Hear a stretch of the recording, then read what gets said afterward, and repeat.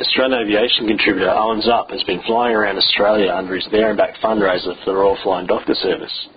We caught up with him in Canberra on the final stretch of his run home to Bundaberg and spoke to him about what it's like to fly a Jabiru around Australia.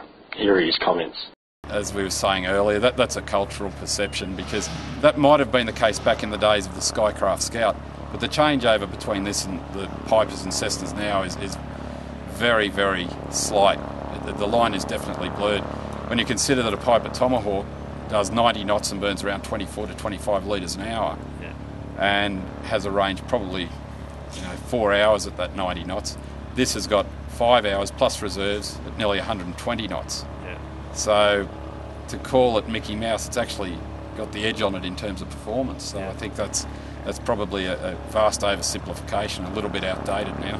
Where is the most breathtaking place you've flown over? The most breathtaking? That's a really good question. I do get asked that.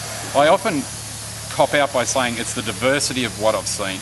I'd have to say probably the most breathtaking part was actually the fact that I took off at Broome over beautiful crystal waters and white sands, went inland across the rusty red northern sections of the Pilbara and down to Carnarvon and saw the green starting to come back towards me as I got closer to the coast.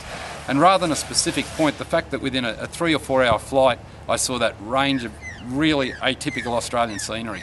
It was beautiful. Doing a flight like this, obviously the first thing you've got to do is fly the aircraft physically, but you've got your cycle of activity with some navigation, managing the aircraft, monitoring the aircraft, and taking in the scenery. And the scenery's just been tremendous, diverse and vast.